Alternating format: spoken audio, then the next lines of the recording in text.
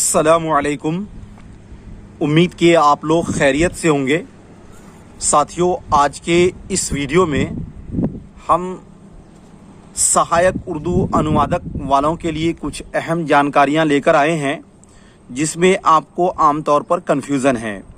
मैंने एक वीडियो सहायक उर्दू अनुवादक जो रिज़ल्ट आया है और उसका काउंसलिंग जो होना है उस पर बहुत डिटेल में हमने बनाया है।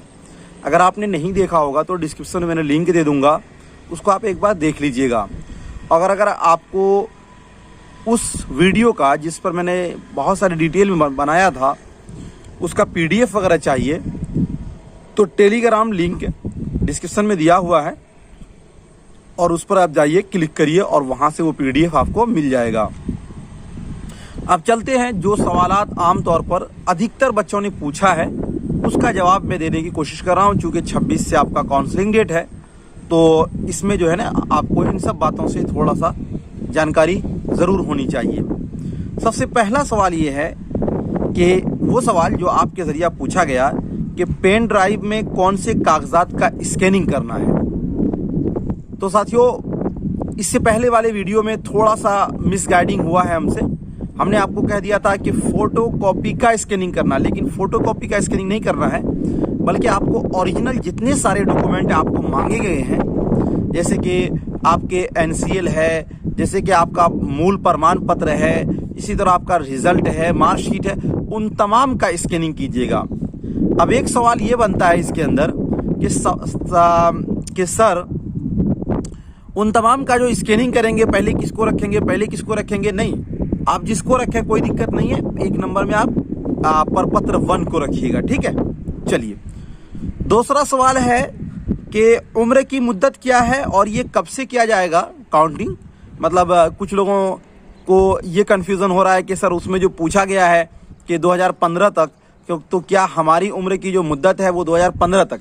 देखिए, मिनिमम जो एज है ये सहायक उर्दू अनुवादक वालों के लिए 18 साल है और मैक्सिमम वही 37, 40, 42 इस तरह करके है। तो यहाँ पर आप एक बात याद रखिए कि 2019 वाला जो नोटिफिकेशन है उसमें ऑलरेडी लिखा हुआ है, मेंशन है कि आपका एज का जो काउंटिंग किया जाएगा, गिनती की जाएगी, वो 2019 से की जाएगी। 1/8/2019 यानी 1 अगस्त 2019 को अगर आपकी उम्र 18 साल हो जाती है जे मिनिमम, तो आप जो है इसके लिए एलिजिबल हैं। ये बात आपका क्लियर हो गया। तीसरा जो सवाल है कि कम से कम उम्र की क्या मुद्दत है, तो 18 साल। लेकिन ये 18 साल कब से मानेंगे, तो 2019 से, 1 अगस्त 2019 से। उसके बाद आगे है कि जनरल वालों को भी जाति लगेगी क्या, ये सवाल भी आपका है। देखिए, जाति किनको लगता है? जाति लगता है BC वालों को लिए, OBC वालों के लिए, और इसी तरह SC ST वालों के लिए और EWS वालों के लिए, लेकिन जनरल वालों के लिए कोई जाति वगैरह नहीं लगता है, इसलिए जनरल वाले जाति नहीं लगाएंगे, ठीक है ना। और अब रहा सवाल ये कि आप जाति की जगह क्या लिखिएगा, तो सामान्य लिखिएगा। और आप जिस जाति से हैं, जनरल में भी शेख है, सैयद है, पठान है, और भी जातियां हैं, तो जिस जाति से आप आते हैं वो जाति आप उसमें लिख देंगे, लेकिन आपको जो सर्टिफिकेट है जाति वाला वो नहीं लगेगा, ठीक है। इन सब सवालों के बाद अब आपके मन में ये बात आ रही होगी कि सर हमारे पास अगर NCL नहीं है, मतलब NCL नहीं है, मतलब 2019 जो दिसंबर का मांगा गया है उस वक्त तक का NCL नहीं है, यानी हमारे पास 2020 का है, 21 का है, 22 का है, तो हमें जाना चाहिए या नहीं जाना चाहिए काउंसलिंग में। मैं आपको अपने तौर पर और पर्सनली और आपके बड़े होने के नाते मैं आपको ये सुझाव दूंगा कि आप बिल्कुल जाइए, काउंसलिंग में जाइए।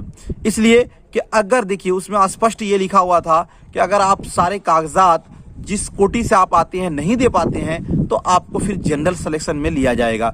लेकिन अब जनरल सिलेक्शन के लिए वही है कि आपका 40-42% पे रिजल्ट हुआ हो।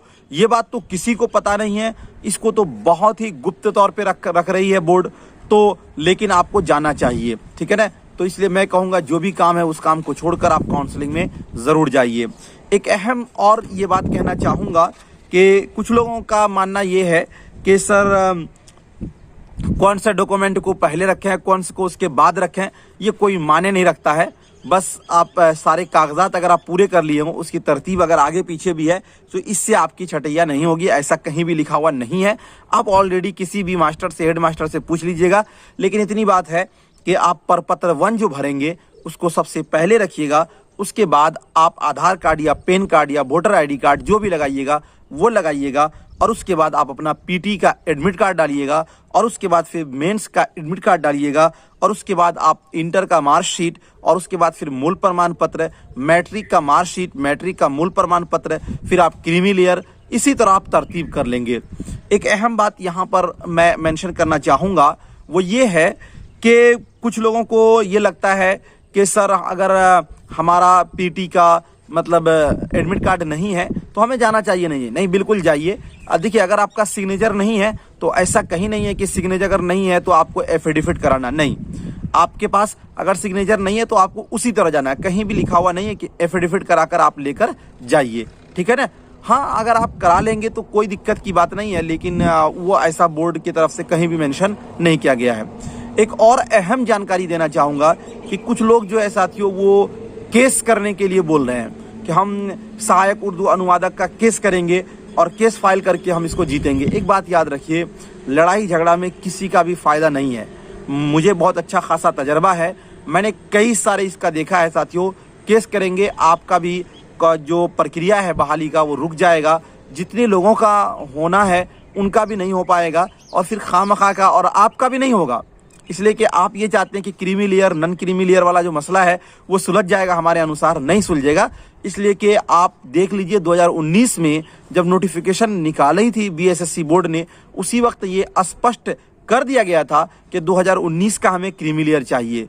तो इसलिए अब जब केस करिएगा, डेट मिलेगा, जब आप केस फाइल करेंगे उसके बाद जब उस पर बहस होगी तो स्पष्ट वहाँ पर लिखा हुआ है। तो ये बेकार फजूल की चीज़ें हैं, आप लटकाएंगे, खामखा का दिक्कत उन लोगों को होगी जिनकी बहाली होने वाली है, उनकी बहाली रुक जाएगी। इसलिए कि हमने इस तरह का स्टेट में देखा है साथियों। स्टेट जब केस के वेट चढ़ा था, और इन हम तो बोलते हैं, अब बोलेंगे तो थोड़ा सा ज़्यादा दिक्कत हो जाएगी उन लोगों को। स्टेट जब इन दलालों के चक्कर में पड़ गया, और ये लोग जो है पैसा लोगों से मंगा के, स्टूडेंट से, हर तरफ पक्ष और विपक्ष होता है, पैसा मंगा के जब इन लोगों ने केस कर दिया, केस फाइल कर दिया, और हर डेट में पैसा मंगा कर केस लड़ने लगे, तो साथियों इसका नतीजा ये हुआ कि 2 साल हो गया, अब तक किसी की बहाली नहीं हुई है। तो इसलिए आप ऐसा न करें, और कोई भी केस जो कर रहा है उसको बिल्कुल हरगिज सपोर्ट न कीजिए, इससे आपका नुकसान है। अगर मान लीजिए 200 या 300, 500, 600 जितने बच्चों का सिलेक्शन हो जाता है, उनको कम से कम बहाली तो हो जाएगी। वरना अगर ये रुक जाएगी तो याद रखिए, इस पर साथियों अगर दूसरी गवर्नमेंट आएगी तो स्पष्ट है कि रोक लग ही जाना है, और ये सारी बाहरी प्रक्रिया खत्म हो जाएगी। फिर इन लोगों की जिंदगी भी अंधकार में चली जाएगी। हमें ऐसा नहीं करना है, ठीक है ना।